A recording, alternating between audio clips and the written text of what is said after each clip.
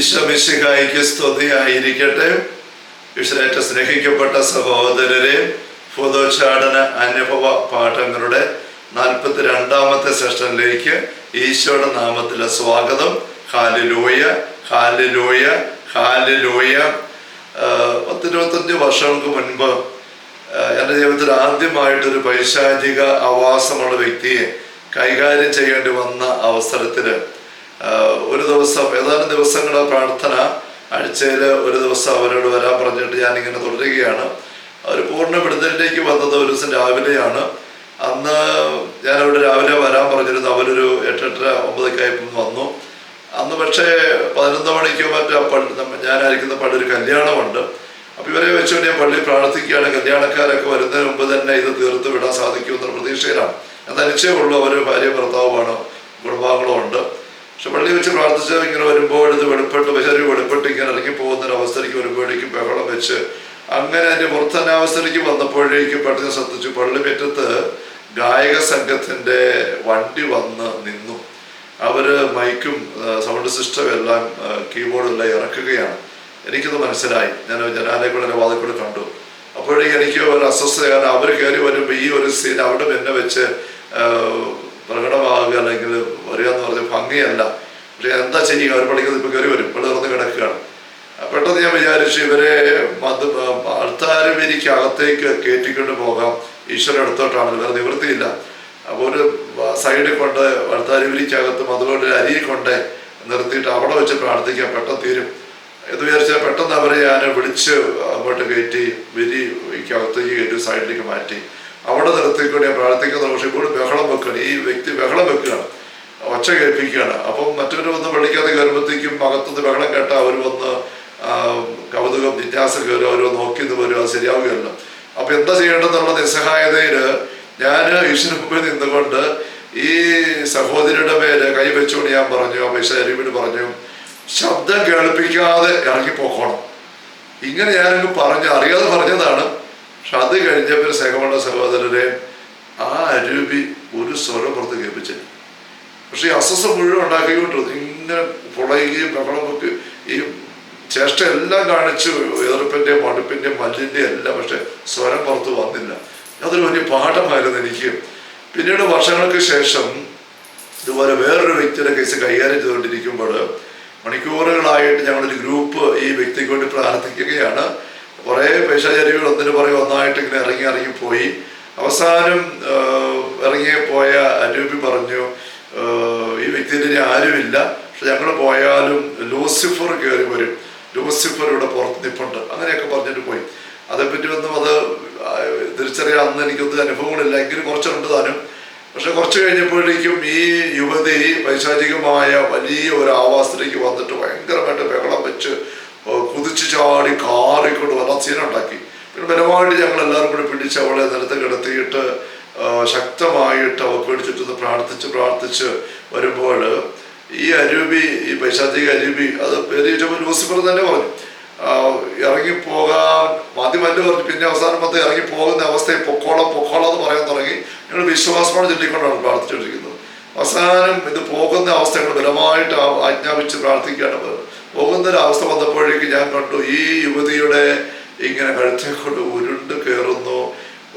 അതിന് യുവതിയുടെ വല്ലാണ്ട് ഞെരുക്കുകയാണ്, വല്ല ഉപദ്രവം. ഈ യുവതി ഒരു പക്ഷേ നമ്മൾ വചനത്തിൽ പറയുന്നത് മർക്കോസ് പറയുന്നത് മരിച്ചുപോയി എന്ന് ആ ബാലനെ പറ്റി ആൾക്കാർ കണ്ടു ചിന്തിച്ച് പറഞ്ഞ പോലെ എനിക്ക് ഭയം തോന്നി. കാരണം അതുപോലെ ഇട്ട് ഈ യുവതിയെ ഇങ്ങനെ ഞെരുക്കുകയാണ്.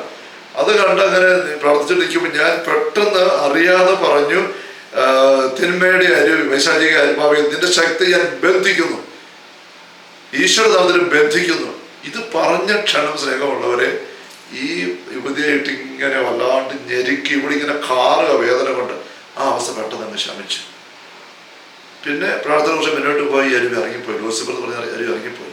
ഇങ്ങനെയുള്ള അനുഭവങ്ങളിലൂടെയാണ് ഈ ബന്ധിക്കുക എന്നുള്ള ഒരു കാര്യത്തിൻ്റെ പ്രാധാന്യം എനിക്ക് മനസ്സിലായത്. ബഹിഷ്കരണ ശുശ്രൂഷയിൽ 3 വാക്കുകൾ ഇങ്ങനെ ഉപയോഗിക്കാറുണ്ട്. ബന്ധിച്ച്, ശാസിച്ച്, ബഹിഷ്കരിക്കുന്നു. നമുക്കറിയാം, ബന്ധിച്ച്, ശാസിച്ച്, ബഹിഷ്കരിക്കുന്നു. ബഹിഷ്കരിക്കുക എന്നുള്ളത് ഈശോ പലപ്പോഴും പൈശാചികളോട് ആജ്ഞാപിക്കുന്നത് നമുക്ക് കാണാം. ശബ്ദിക്കരുത്, വിട്ട് പുറത്തു പോകുക, അവനെ വിട്ട് പുറത്തു പോകുക. ബഹിഷ്കരിക്കുകയാണ്, ഇറക്കി വിടുകയാണ്, ശാസിക്കുന്നു. അതും ഈശോ ശാസിച്ചുകൊണ്ട് പറയുന്നു. അശുദ്ധാത്മാവിനെ ശാസിച്ചുകൊണ്ട് പറഞ്ഞു പുറത്തു പോവുക, ഇറങ്ങി പോവുക. അപ്പം ശാസിക്കുക എന്നുള്ളതും ബഹിഷ്കരിക്കുക എന്നുള്ളതും നമ്മൾ വചനത്തിൽ തന്നെ കാണുകയാണ്. മത്തായിയുടെ സുവിശേഷത്തിൽ 12-ാമത്തെ അധ്യായത്തില് 28-ാം വാക്യത്തില് പരിശുദ്ധാത്മാവിനെ കൊണ്ടാണ് പിശാചുക്കളെ ബഹിഷ്കരിക്കുന്നതെങ്കിൽ ദൈവരാജ്യം നിങ്ങളുടെ മധ്യ വന്നു കഴിഞ്ഞിരിക്കുന്നു എന്ന് പറഞ്ഞു കഴിഞ്ഞിട്ട് 21-ാം വാക്യത്തില് അഥവാ ശക്തനായ ഒരു മനുഷ്യന്റെ ഭവനത്തിൽ പ്രവേശിച്ച് വസ്തുക്കൾ കവർ ചെയ്യാൻ ആദ്യം തന്നെ അവനെ ബന്ധിക്കാതെ സാധിക്കുമോ? ബന്ധിച്ചാൽ കവർ ചെയ്യാൻ സാധിക്കും. കവർ ചെയ്യാന്ന് വെച്ച് കഴിഞ്ഞാൽ പിശാചിന്റെ കസ്റ്റഡിയിലായിപ്പോയ മനുഷ്യ മക്കളെ വീണ്ടെടുക്കുക എന്നാണ് ഇവിടെ ഉദ്ദേശിക്കുന്നത്. ശക്തനായ മനുഷ്യന്റെ വീട്ടിൽ പ്രവേശിച്ച് കവർ ചെയ്യാൻ തരുമ്പോൾ കവർച്ചയല്ല, മറിച്ച് ദൈവത്തിന്റെ മക്കളെ സാത്താൻ അവന്റെ കസ്റ്റഡിയിലാക്കിയിരിക്കുന്നത് സാത്താനെ തോൽപ്പിച്ചിട്ട് വീണ്ടെടുക്കുന്നതിനെ കുറിച്ചാണ്. അടുത്ത വാക്യം നമ്മൾ പറയുന്നത്, എന്നോട് കൂടി അല്ലാതെ എതിരാളിയാണ്, എന്നോട് ശേഖരിക്കാതെ ചിതറിക്കുകയാണ്. സാത്താനെ ശേഖരിച്ചെടുക്കുന്നതിനെ കുറിച്ചാണ് പറയുന്നത്. അവിടെ ഈശോ ഉപയോഗിക്കുന്ന വാക്കാണ് ബന്ധിക്കാതെ പറ്റിയാൽ, ബന്ധിക്കണം. പക്ഷേ നമ്മുടെ സഹോദരങ്ങളെ, നമ്മുടെ ആത്മീയ പോരാട്ടത്തിൽ ശ്രദ്ധിക്കേണ്ട 3 കാര്യങ്ങളാണ്. ബന്ധിച്ച് ശാസിച്ച് ബഹിഷ്കരിക്കുക. പക്ഷെ ഇത് ആജ്ഞാരൂപത്തിലുള്ള ബഹിഷ്കരണ ശുശ്രൂഷയുടെ ഭാഗമാണ്. ബഹിഷ്കരണ പ്രാർത്ഥനയിലെ ശുശ്രൂഷയിലെ അപേക്ഷാ രൂപത്തിലും ആജ്ഞാരൂപത്തിലുമുള്ള പ്രാർത്ഥനകൾ ഉൾച്ചേർന്നിട്ട് നിങ്ങൾ ശ്രദ്ധിച്ചിട്ടുണ്ടാവും, അറിയാമായിരിക്കും. ആജ്ഞാരൂപത്തിലുള്ളത് നമ്മൾ ഉപയോഗിക്കുമ്പോൾ അധികാരമുള്ളത് മാത്രമേ സാധിക്കുകയുള്ളൂ, ഉപയോഗിക്കാൻ പാടുള്ളൂ. അപേക്ഷാ രൂപത്തിലുള്ളതിന്റെ മാതൃക നമുക്കറിയാമല്ലോ. ദുഷ്ടാരൂപി ഞങ്ങളെ രക്ഷിക്കണമേ, അല്ലെ വിശുദ്ധ കുരിശിന്റെ അടയാളത്തിൽ ഞങ്ങളുടെ ശത്രുക്കൾ ഞങ്ങളെ രക്ഷിക്കും, ഞങ്ങളുടെ തമ്പുരാനെ പിതാവിന്റെയും പുത്രന്റെയും പരിശുദ്ധാത്മാവിന്റെ നാമത്തിൽ അപേക്ഷയാണ്. മഹത്വമുള്ള സ്വർഗരാജ്യം എന്നുള്ള പ്രാർത്ഥന, മിഖായേലിന്റെ പ്രാർത്ഥന, ഇതൊക്കെ അപേക്ഷാ രൂപത്തിലുള്ള ബഹിഷ്കരണ പ്രാർത്ഥനയുടെ മോഡലുകളാണ്.